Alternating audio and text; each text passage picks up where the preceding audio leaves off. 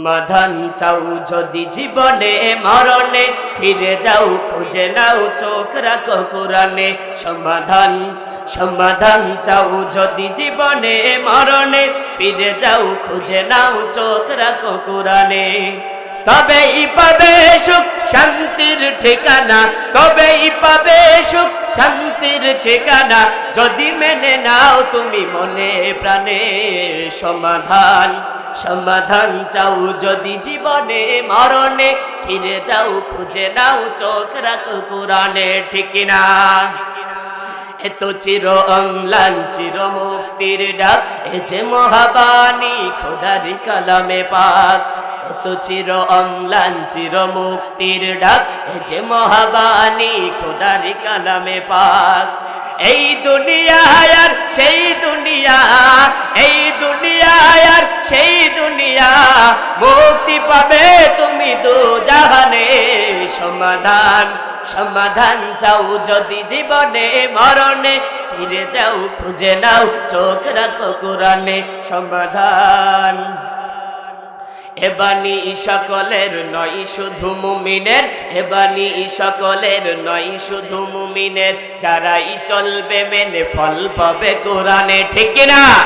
এ বাণী সকলের নয় শুধু মুমিনের, যারাই চলবে মেনে ফল পাবে কোরআনে। ঘরে বলো কিবা রাষ্ট্রে বলো, ঘরে বলো কিবা রাষ্ট্রে বলো, অশান্তি দূর করে শান্তি আনে। সমাধান চাও যদি জীবনে মরণে, ফিরে যাও খুঁজে নাও চোখ রাখো কোরআনে। ঠিক না? সৎ মায়ের কাছে, কার কাছে? সৎ মায়ের কাছে। সম্মানিত ভাইরা আমার, ঈমান আনয়ন করার কারণে, ঈমান আনার অপরাধে আল্লাহর নবীর প্রিয় সাহাবী আব্দুল্লাহ রাদিয়াল্লাহু তাআলা আনহু ইসলাম গ্রহণ করার পূর্বে যার নাম ছিল আব্দুল উজ্জা, কোন মতে দুহাত দিয়ে লজ্জা স্থানটাকে ঢেকে চলে গেলেন সৎ মায়ের বাড়িতে। ডাক দিলেন মা গো। তার সৎ মা ঘর থেকে বের হয়ে দেখলেন নওজোয়ান যুবক আব্দুল উজ্জা, 17-18 বছরের যুবক, যার পরনে কোনো কাপড় নাই, লজ্জা স্থানটা দুহাত দিয়ে ঢেকে রেখেছে। তার সৎ মা লজ্জা পেলেন, হাত দিয়ে চোখ ঢাকলেন, ডাক দিয়ে বলে, সন্তান তোমার এই অবস্থা কেমনে হয়েছে, তুমি যদি একটু বলতা। আব্দুল উজ্জা ডাক দিয়ে বলে, মারে আমার তো দুনিয়ায় আপন মা নাই, আমার বাবা নাই, আমি চাচার বাড়িতে লালিত পালিত হচ্ছিলাম। আমার চাচা দীর্ঘ 17-18 বছর আমার সাথে ভালো ব্যবহার করেছে, আমাকে লালন পালন করেছে, মহব্বত করেছে, ভালোবেসেছে। যখন আমি নবী পাক সাল্লাল্লাহু আলাইহি সাল্লামের কালেমার দাওয়াত পেয়ে আমি ইসলাম ধর্ম গ্রহণ করেছি গো মা, তখনই আমার চাচা আমার সমস্ত সম্পদ নিয়ে নিয়েছে, এমনকি আমার পরনের লুঙ্গি বা পায়জামাটাও নিয়ে নিয়েছে। আমি সব কিছু মাইনাস করেছি, দুনিয়ার সব কিছু আমি মাইনাস করেছি, শুধুমাত্র জাহান্নামের ভয়ে, আল্লাহ রব্বুল আলামিনের ভালোবাসায়, পরকালে জান্নাতের আশায়। একবার জোরে বলা যাবে কি সুবহানাল্লাহ? সম্মানিত ভাইরা আমার, ঈমানের পরীক্ষা কাকে বলে একটু কান লাগান, ভালো করে শুনে যান। এই আব্দুল উজ্জা মাকে বললেন, মা কোন কাপড় আসেনি? মা ডাক দে বলে, সন্তান রে তেমন বাড়তি কোনো কাপড় নাই, একটা ছিঁড়া ফাটা একটা কম্বল আছে। আব্দুল উজ্জা ডাক দে বলে, মা সেই কম্বলটাই আমারে দাও। আব্দুল উজ্জার মা সেই ছিঁড়া কম্বলটা দিয়ে দিলেন। ঈমানের জন্য, ইসলামের জন্য কতটা কষ্ট করেছে, কতটা মুজাহাদা করেছে হযরতে সাহাবায়ে কেরাম। ছিঁড়া ফাটা কম্বল নিয়ে কোন মতে লজ্জা স্থানটাকে ঢেকে রওনা দিলেন আর বললেন, আমি আর মক্কায় থাকবো না, আমি চলে যাব বিশ্ব নবীর কাছে মদিনায়। জোরে বলা যাবে কি আল্লাহু আকবার? আব্দুল উজ্জা একদিন 2 দিন পাড়ি দিয়ে ক্লান্ত শরীর নিয়ে, অসুস্থ শরীর নিয়ে চলে গেলেন নবী পাক সাল্লাল্লাহু আলাইহি সাল্লামের দরবারে। মসজিদে নববীতে নবী পাক সাল্লাল্লাহু আলাইহি সাল্লাম, আসহাবে সাহাবা যাদের কোনো বাড়ি ছিল না, যাদের কোনো ঘর ছিল না, শুধুমাত্র নবী পাক সাল্লাল্লাহু আলাইহি সাল্লামের দিকে তাকাইয়া মসজিদে নববীর এক কোণে তারা বসে থাকতেন। তারা জিকির আজকার করতেন। নবী পাক সাল্লাল্লাহু আলাইহি সাল্লামের কাছে যে হাদিয়া তোহফা উপঢৌকন আসতেন, তারা ওইগুলো থেকে খাইতেন, না হলে না খাইতেন। নবী পাক সাল্লাল্লাহু আলাইহি সাল্লাম ওই সাহাবা একরামদেরকে তালকিন দিচ্ছেন, তালিম দিচ্ছেন। দেখলেন, তাকায়া দেখলেন একজন যুবক, 17-18 বছরের একজন যুবক, পেটটা কেমন জানি পিঠের সাথে লেগে গেছে, চোখ দুটো গর্তের ভিতরে চলে গেছে, চোখের এই নিচ দিয়ে কালি পড়ে গেছে। আল্লাহর নবী ডাক দিয়ে বললে, হে যুবক, তোমার নাম কি? আব্দুল উজ্জা ডাক দিয়ে বলে, ইয়া রাসূলুল্লাহ, ইয়া হাবিবাল্লাহ, আমার নাম হলো আব্দুল উজ্জা। বলে, তোমার এই অবস্থা কেন? শরীরে কোনো কাপড় নাই, শুধু লজ্জা স্থান ঢাকার জন্য একটা মাত্র ছিঁড়া ফাটা কম্বল আছে। আল্লাহর নবীকে বললেন, ইয়া রাসূলুল্লাহ, ইয়া হাবিবাল্লাহ, ইসলাম ধর্ম গ্রহণ করার কারণে আমার যত সম্পদ ছিল আমার চাচা দিয়েছিল, প্রত্যেকটা সম্পদ আমার থেকে নিয়ে নিয়েছে, এমনকি আমার পরনের লুঙ্গিটাও নিয়ে নিয়েছিল। ইয়া রাসূলুল্লাহ, ইয়া হাবিবাল্লাহ, শুধুমাত্র ঈমান আনার কারণে, শুধুমাত্র ইসলাম গ্রহণ করার কারণে গো নবী পাক সাল্লাল্লাহু আলাইহি ওয়াসাল্লাম বললেন, তুমি যেহেতু ইসলাম ধর্ম গ্রহণ করেছো, আজ থেকে তোমার নাম আব্দুল উজ্জা নাই। আল্লাহর কাছে দুইটা নাম প্রিয়, একটা হলো আব্দুল্লাহ আর একটা হলো আব্দুর রহমান। আজ থেকে আব্দুল উজ্জার পরিবর্তে তোমার নাম রেখে দিলাম আব্দুল্লাহ। সরে বলা যাবে কি সুবহানাল্লাহ। আল্লাহর নবী বললেন, আমার সাহাবায়ে কেরাম, তোমাদের কাছে কারো কাছে কি লুঙ্গি আছে? কারো কাছে কি চাদর আছে? সাহাবী বললেন, ইয়া রাসূলুল্লাহ, ইয়া হাবিবাল্লাহ, আছে। বলে, চাদর দাও। বলে, লুঙ্গিটা দাও তোমাদের ভাই আব্দুল্লাহর জন্য। সাহাবায়ে কেরাম লুঙ্গি চাদর দিয়ে দিলেন। এরপরে নবীজি বললেন, আমার সাহাবায়ে কেরাম, তোমাদের কারো কাছে খুরমা বা খেজুর আছে নি? নবীর সাহাবী একজন বললেন, ইয়া রাসূলুল্লাহ, ইয়া হাবিবাল্লাহ, খুরমা খেজুর আছে। আল্লাহর নবী বললেন, আমার হাতে দাও। সাহাবী বললেন, ইয়া রাসূলুল্লাহ, ইয়া হাবিবাল্লাহ, লুঙ্গি চাইলেন, চাদর চাইলেন, আমার ভাইয়ের জন্য ভাইকে দিয়ে দেওয়া হলো, আর খুরমা খেজুর চাইলেন, এটা কেন আপনার হাতে দিব? আমরা আমার ভাইকে দিয়ে দিব। আল্লাহর নবী বললেন, আমার সাহাবী শোনো, এই আব্দুল্লাহ তোমাদের ভাই, সে ইসলাম ধর্ম গ্রহণ করেছে, অনেক নির্যাতন সহ্য করে, তারপরে সে ঈমানের উপর টিকে থেকেছে, ইসলামের উপর টিকে থেকেছে। তোমাদের ওই ভাইকে, আমার সাহাবী আব্দুল্লাহকে, তার নিজ হাতে খাবার খাইতে দেব না। আমি বিশ্ব নবী আমার হাত দিয়ে আব্দুল্লাহরে খাবার খাওয়াইতে চাই। একবার জোরে বলা যাবে কি সুবহানাল্লাহ। সম্মানিত ভাইরা আমার, নবীজি বললেন, আমার সাহাবায়ে কেরাম, তোমাদের ভাই আব্দুল্লাহকে কুরআনুল কারীম শিখিয়ে দাও। বলে সুবহানাল্লাহ। আর জোরে বলেন সুবহানাল্লাহ। তাহলে আল্লাহর নবীর এখান থেকে আমরা একটা শিক্ষা পাই যে ইসলাম ধর্ম গ্রহণ করলেন, আর আল্লাহর নবী বললেন, তোমার ভাই আব্দুল্লাহরে কুরআনটার শিক্ষা দাও। কি শিক্ষা দিতে বলছেন? নাকি সুবহানাল্লাহ, আলহামদুলিল্লাহ, জিকির আজগার, এটা তো আসবে পরে। আল্লাহর নবী বললেন, আমার সাহাবীরা রে, আব্দুল্লাহ রে কুরআনটা শিক্ষা দিয়ে যাও। বলেন সুবহানাল্লাহ। সকল কিছুর সমাধান দিতে পারে আল কোরআন, ঠিক কিনা বলেন? আরো জোরে বলেন ঠিক কিনা? আমাদের ঝিনাইদহ জেলার গর্ব, সারা বাংলাদেশের আলোড়ন সৃষ্টিকারী, সঙ্গীত জগতের কিং যাকে বলা হয়, সুর সম্রাট মরহুম মাইনুদ্দিন আল আজাদ রহমাতুল্লাহ আলাইহি অনেক বছর আগে গিয়েছিলেন। সমাধান চাও যদি জীবনে মরণে, ফিরে যাও খুঁজে নাও চোখ রাখো কোরআনে। সমাধান চাও যদি জীবনে মরণে, ফিরে যাও খুঁজে নাও চোখ রাখো কোরআনে। তবেই পাবে সুখ শান্তির ঠিকানা, তবেই পাবে সুখ শান্তির ঠিকানা, যদি মেনে নাও তুমি মনে প্রাণে। সমাধান চাও যদি জীবনে মরণে, ফিরে যাও খুঁজে নাও চোখ রাখো কোরআনে। ঠিক কিনা? এত চির অম্লান চির মুক্তির ডাক, এ যে মহাবাণী খোদার কালামে পাক। এত চির অম্লান চির মুক্তির ডাক, এ যে মহাবাণী খোদার কালামে পাক। এই দুনিয়া আর সেই দুনিয়া, এই দুনিয়া আর সেই দুনিয়া, মুক্তি পাবে তুমি দু জাহানে। সমাধান সমাধান চাও যদি জীবনে মরণে, ফিরে যাও খুঁজে নাও চোখ রাখো কোরআনে। সমাধান এ বাণী সকলের নয় শুধু মুমিনের, এ বাণী সকলের নয় শুধু মুমিনের, যারাই চলবে মেনে ফল পাবে কোরআনে। ঠিক কিনা? এ বাণী সকলের নয় শুধু মুমিনের, যারাই চলবে মেনে ফল পাবে কোরআনে।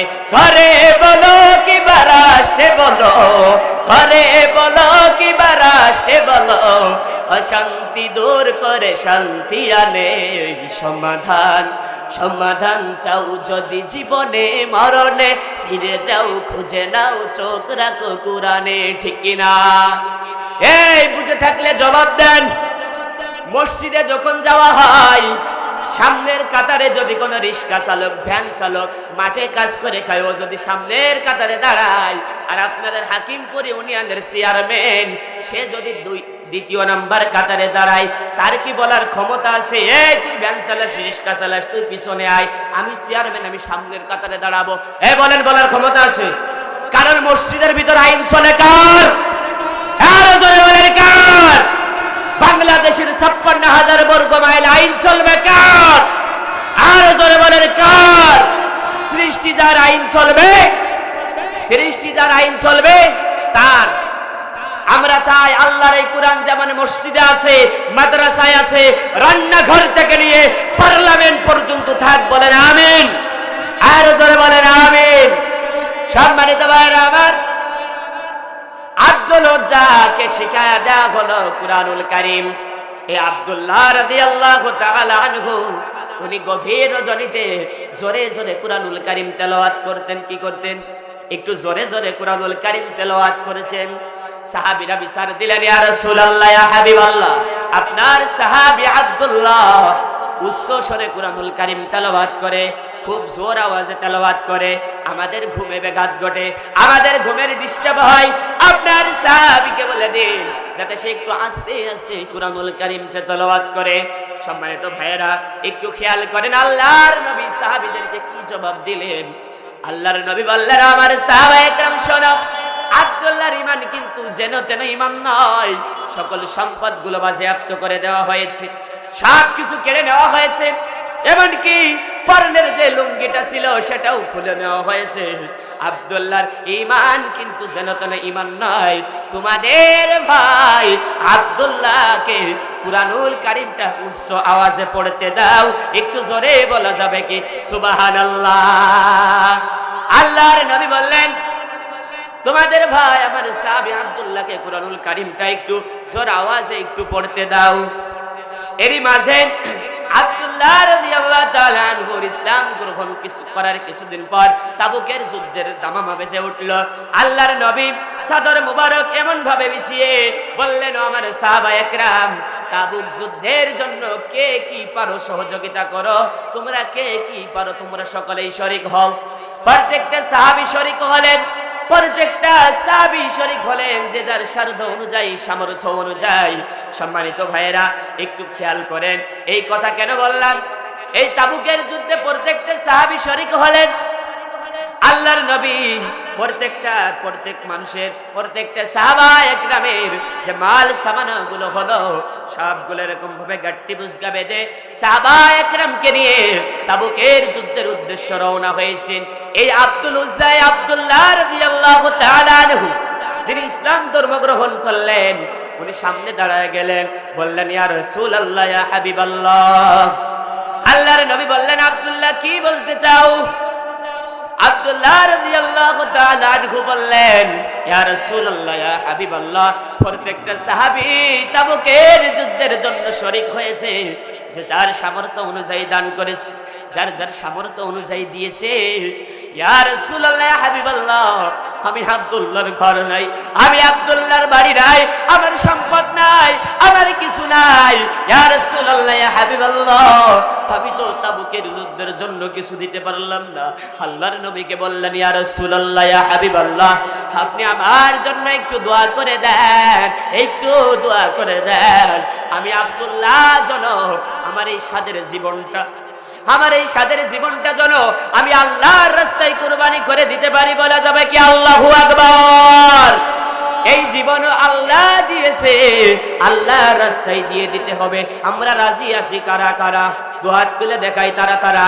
লিল্লাহে তাকবীর, লিল্লাহে তাকবীর। হাত নামান। আল্লাহ প্রত্যেকের হাতকে কবুল করুন, বলেন আমিন।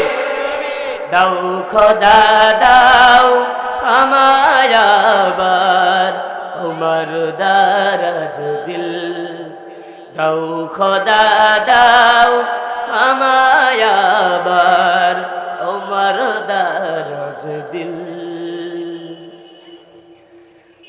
দাও আলীর মতো বীর সেনানী, আলীর মতো বীর সেনানী জাগাতে নিখিল, দাও খোদা দাও আমায় আবার আমার দারাজ দিল। বলি আমিন। আল্লাহ রসুলকে বললেন, ইয়া রাসূলুল্লাহ, ইয়া হাবিবাল্লাহ, আমি আব্দুল্লাহ তাবুক যুদ্ধের জন্য কিছুই দিতে পারলাম না।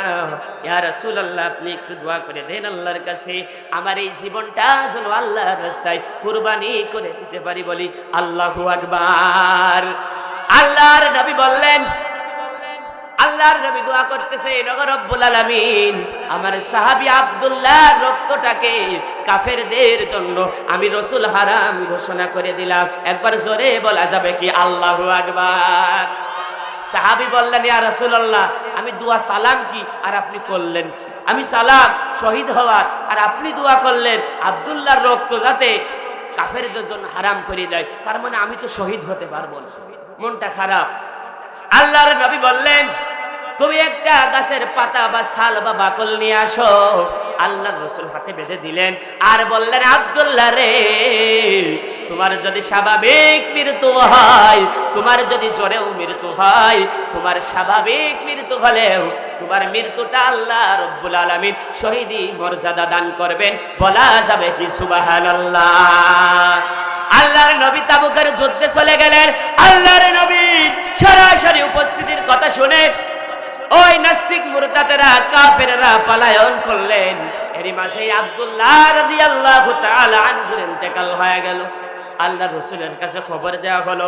আল্লাহর রাসূল বললেন, আমার সাহাবায়ে কেরাম, তোমাদের ভাই আব্দুল্লাহকে সুন্দরভাবে গোসল করাও, স্বাভাবিকভাবে গোসল করায় দাও, কারণ লাশের সাথে যেন কোনো বিয়াদবি না হয়। আমি রাসূল আসতেছি।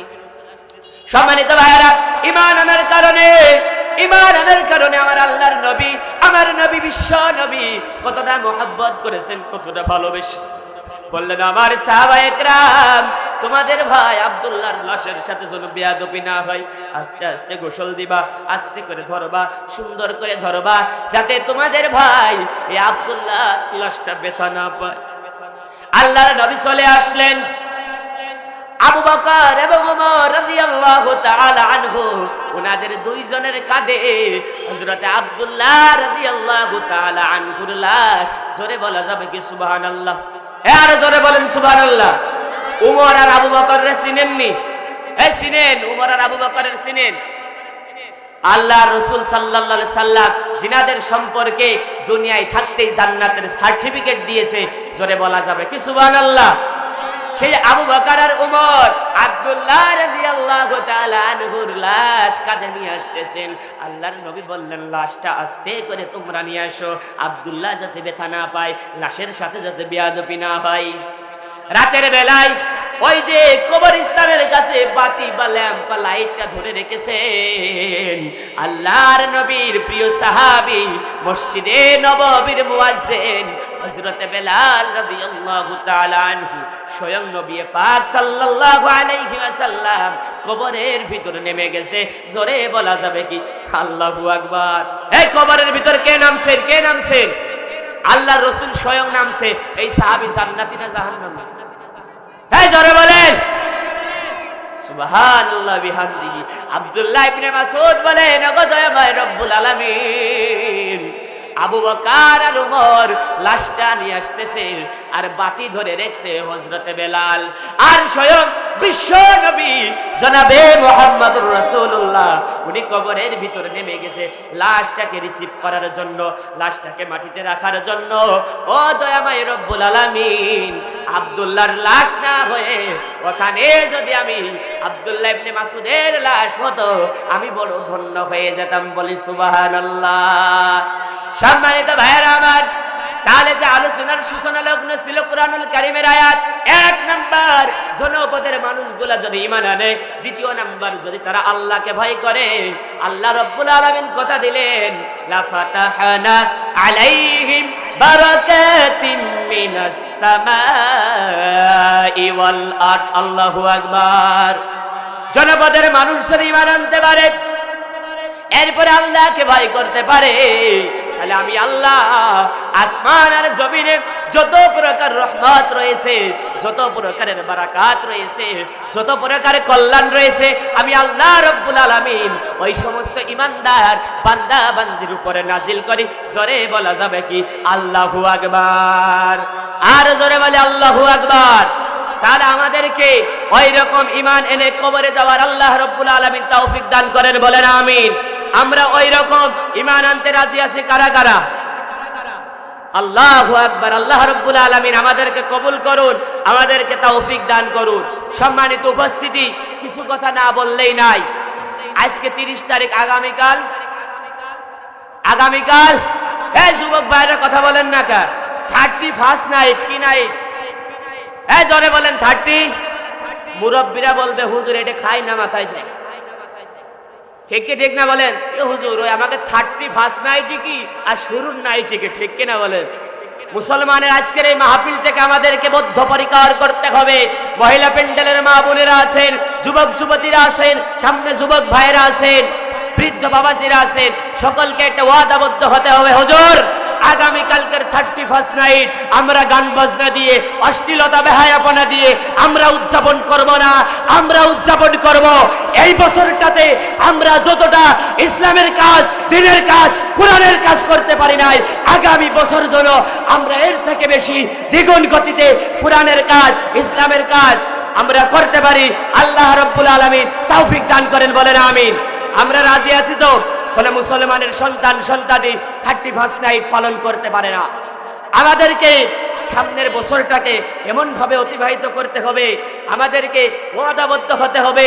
রব্বুল আলামিন, আমরা এই গত বছরে অনেক ওয়াক্ত নামাজ আমরা ছেড়ে দিয়েছি, অনেকটা রোজা আমরা ছেড়ে দিয়েছি, কোরআনের কাজ করতে পারি নাই, দ্বীনের কাজ করতে পারি নাই, মসজিদ মাদ্রাসায় মাহফিল শুনতে পারি নাই, আমরা দ্বীনের পথে খরচ করতে পারি নাই। ও দয়াময় রব্বুল আলামিন, আপনি দয়া করে মায়া করে আরেকটা নতুন বছরের মুখ আমাদেরকে দেখাচ্ছেন। কারণ আমার আপনার সাথে অনেক ভাই ছিল, অনেক বাবাজিরা ছিল, তারা আজ কবরের বাসিন্দা হয়ে গেছে, ঠিক কি ঠিক না বলেন? তো আমাদেরকে 31 নাইট পালন করতে হবে। দয়াময় রব্বুল আলামিন, আমরা এই বছরে যতটা আমাদের আমলের ঘাটতি ছিল, আগামী বছর যেন আমাদের এই আমলের ঘাটতি আর না থাকে, আমরা সেভাবেই যেন আল্লাহর কাছে আগতি আর মিনতি করতে পারি। অনেক মানুষ আমাদের সাথে ছিল, 2024 দেখেছে, কিন্তু 2025 দেখার সৌভাগ্য হয় নাই, ঠিক কিনা বলেন? সম্মানিত উপস্থিতি, তাহলে 31 নাইট আমরা পালন করব, যেভাবে পালন করলে আল্লাহ রাব্বুল আলামিন খুশি হয়, যে আমরা ওয়াদাবদ্ধ হব, আল্লাহর কাছে কানবো আর বলবো দয়াময় রব্বুল আলামিন, আমরা এই বছরটাতে ইবাদত বন্দেগী করতে পারি নাই, আগামী বছর যেন আমরা ভালোভাবে নামাজ পড়তে পারি, কোরআনের পথে থাকতে পারি, ইসলামের কাজ করতে পারি। আল্লাহ তুমি আমাদেরকে তৌফিক দান করো, বলেন আমিন। সম্মানিত ভাইরা, একটি কথা না বললেই নয়, আমরা এই যে কুরআনুল কারীমের মাহফিল, এই যে এখানে দিচ্ছেন আপনারা করছেন, আমাদের অনুমতি নিয়ে লেগেছে বলেন? বিগত দিনে আমরা দেখেছি যে এই যে নামাজ পড়ে না, রোজা রাখে না, তাকায় আর একদিক দেহে আর একদিক, ওর মুখে গেলে শুধু মাদার গাছ আর গন্ধ, ওর কাছেও বলতে হয়েছে চাচা বা বাবা আমরা কোরআনের মাহফিল দিব, আমাদের একটু অনুমতি দেন। বলা লেগেছে কি লাগাননি বলেন? ওই যেটা ভালো করে সালাম দিতে পারে না, মাইক ধরেই গেছে আসসালামু আলাইকুম, এই মাহফিল হবে না, মাইক কেড়ে নিয়েছে। হয় কি হয় নাই বলেন? আমাদের ঝিনাইদহ হয়েছে, আপনাদের যশোর চৌকাছে হয়েছে। আমরা শুকরিয়া আদায় করি, তাফসিরুল কোরআনুল কারীমের মাহফিল দিতে এখন আর অনুমতি লাগে না, ঠিক কিনা বলেন? কোরআনের কথা হবে, এখানে কোনো অনুমতি চলবে না, ঠিক কিনা বলেন? এখন আমাদেরকে বদ্ধ ওয়াদা পরিকর করতে হবে, ওয়াদাবদ্ধ হতে হবে, আগামীতে যেন আমরা সোচ্চার হই, সচেতন হই। কোরআনুল কারীমের মাহফিল দিতে গেলে যদি কোনো নেতা খেতা বাধা দেয়, তাদেরকে রুখে দিতে হবে, ঠিক কিনা বলেন? আল্লাহ রব্বুল আলামিন আমাদেরকে তৌফিক দান করেন। আল্লাহ রব্বুল আলামিন কখন কি করবেন এটা আমি আর আপনি জানি। বলেন জানি? আওয়াজ দিয়ে বলেন জানি। ওরা চেয়েছিল 41 সালের আগ পর্যন্ত আমরা যাব না, ঠিক কিনা বলেন? এমন একটা ভাব যেন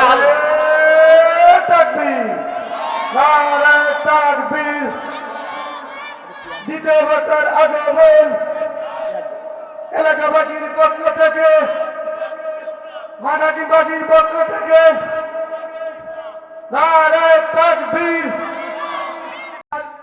নাসিম বাবু, তোমরা যাকে আসো বাজার থেকে লোক সবাই পাঠাই দাও, বাজারে 8টা দিনই বাড়ি চলে যাও, তোরা নাহলে বাজার অফ করে দেবো। আলহামদুলিল্লাহ, আমাদের আজকের মাহফিলের বিশেষ আকর্ষণ সদর পাবনা থেকে আগত আমার একান্ত মহব্বতের ভালোবাসার মানুষ শাহেখ আব্দুল কারীম আরাবী দামাত বারকাতুহুম স্টেজে চলে এসেছেন। আমরা বলি আলহামদুলিল্লাহ, আর জোরে বলি আলহামদুলিল্লাহ। আমরা ইতিহাস পড়ে দেখেছি আবু জাহেলের মতন নেতাকে, লিডারকে হযরত আবু বকর, হযরত ওমর, হযরত উসমান আলী রাদিয়াল্লাহু তাআলা আনহু ওই নরধম আবু জাহেলকে কিন্তু হত্যা করে নাই। আল্লাহ রাব্বুল আলামিন রাসূল আকরাম সাল্লাল্লাহু আলাইহি সাল্লামের ছোট্ট দুজন সাহাবী মুআজ আর মুআজকে দিয়ে চিরবিদায় করে দিয়েছে, ঠিক কি না? বাংলাদেশের অনেক বড় বড় রাজনৈতিক দল ছিল, তারা মাঠে নেমেছিল, কিন্তু ফ্যাসিস্টবাদী হাসিনা শয়তানকে বিতাড়িত করতে পারে নাই। আমাদের ছাত্র ভাইদের, ছাত্রী বোনদের জীবনের বিনিময়, রক্তের বিনিময় এই স্বাধীনতা আমরা অর্জন করেছি, ঠিক কিনা বলেন? আমরা বলছি আলহামদুলিল্লাহ, আর জোরে বলি আলহামদুলিল্লাহ।